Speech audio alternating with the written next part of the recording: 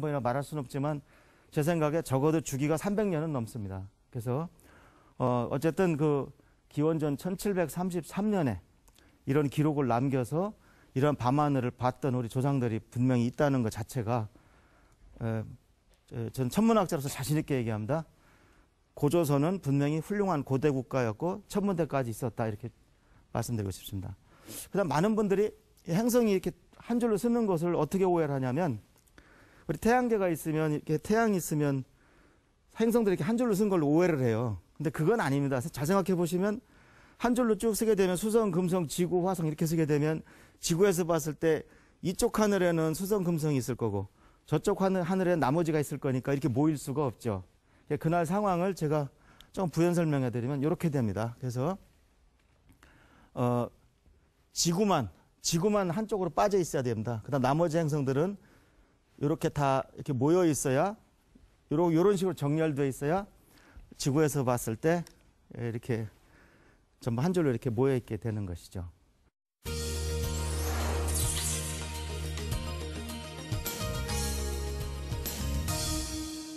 환단곡이라는 그 책을 보시게 되면은 그 바로 이런 기록이 그 단군세기에 있는데, 제가 다시 한번 말씀드립니다만 무진 50년 BC 1733년에 5개 행성이 결집했다. 그것을 정확하게 묘사하고 있는 걸로 봐서는 그 내용 자체가 증명된 이상은 그 내용이 다른 데서 왔든 어디서 왔든 그 중요하지 않은 거죠. 네, 그래서 이 현상을 그 천문학자들이 발견한 것은 참 정말 다행이라고 생각이 됩니다. 자, 그러면 최근에 이제 그 환단곡이라는 책을 가지고 그걸 믿는 사람들과 믿지 않는 사람들이 이렇게 두 패로 나뉘어가지고 좀 대립하고 있는 것 같아요. 근데 그건 아주 바람직하지 않습니다. 그러니까 합리적으로 우리가 어디까지는 인정할 건가, 어디까지는 인정하지 않을 건가, 그걸 좀 분명히 한번 얘기가 됐으면 좋겠어요. 그런데 일단 제가 이렇게 설명드리겠습니다.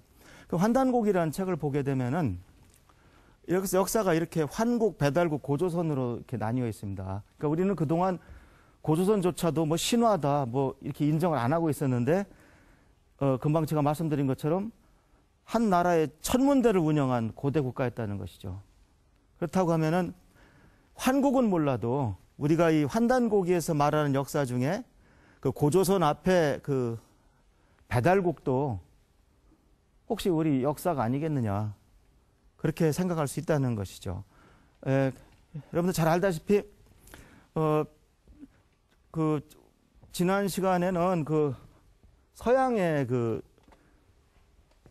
신화 시대 서양의 올림푸스산 위주의 그 우주를 설명드렸는데, 우리 동양은 지금 이렇게 생각하시면 됩니다. 그러니까 옛날에 이제 그 환단고기에 의하면은 환국이라는 나라가 있었어요. 이거는 환국이라는 나라가 있었는데, 제 생각에 그 환국이라는 나라를 꼭 우리만의 조상이다, 그렇게 주장하면 안 될 것 같아요. 왜냐하면 한국은 아시아에 그 기록이 남아있는 최초의 국가란 말입니다. 그래서 이 환국이라는 나라가 있었는데, 거기에서 이제 반고라는 사람이, 그래서 한자로 이렇게 씁니다. 다 중요한 이름들이기 때문에, 반고가 사무이산에 건국한 나라가 오늘날 중국이 된 거고, 그다음 환국에서 환웅이라는 사람이 내려와서요. 환웅이라는 사람이 내려와서 어디에다가 태백산에다 건국한 나라가 우리나라의 조상이다. 뭐 이렇게 생각하면 되겠습니다. 그러니까 환국을 꼭 우리나라만의 조상이다, 이렇게 주장하는 거는 좀 문제가 있어 보여요. 그래서 환국은 어쨌든 역사에 남아있는 우리 기록인데,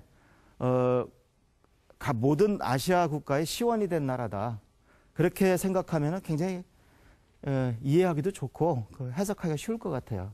그래서 그러면 환단곡이라는 책은 뭐냐면은 바로 이 환국을 다스리는 분은 환인이라고 하거든요. 그러니까 환웅, 그 다음에 환웅 다음에 이제 우리 고조선을 건국한 그 단군들, 그 단군의 단자가 이제 이 환자하고 합쳐가지고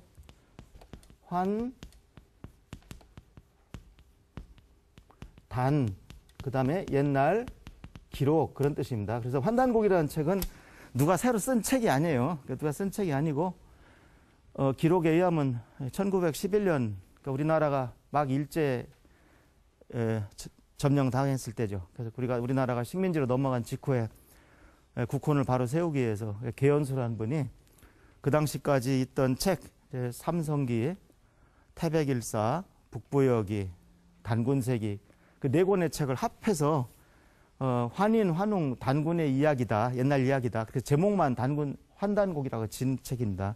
그래서 그 책에 의하면은 고조선은 2096년 동안 계속됐고 단군이 47명이 있습니다. 그러니까 단군이라는 것이 어떤 고유명사가 아니고 어느 개인을 지칭하는 말이 아니라 어떤 임금님 같은 자리를 말하는 거죠. 그 다음에 그 앞에 배달국이라는 나라가 1565년 동안 18명의 환웅에 의해서 나라가 통치가 됐습니다. 그래서 환국은 이제 그 앞에 7명의 환인에 의해서 3301년간 통치가 됐습니다. 그래서 연도만 보더라도 환국 같은 경우는 7명의 통치자가 3301년 동안 통치했으니까 한 사람당 거의 500~600년씩 했단 말이죠.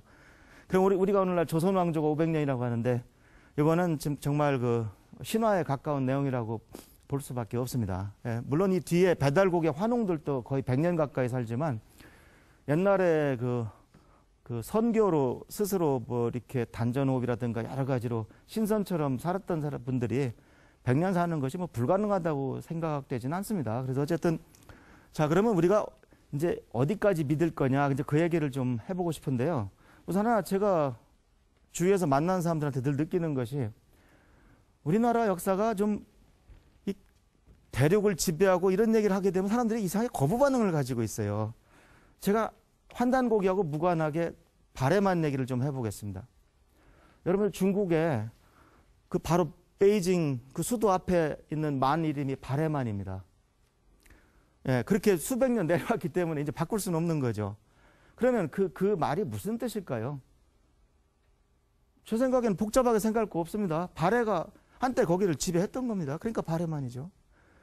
예를 들어서 어떤 나라가 자기 나라 수도 앞에 지형을 뭐 다른 나라 이름을 뭐 이쁘다고 그걸 갖다 짓겠습니까? 더더구나 그 자존심이 아주 센 우리 중국에서 말이죠.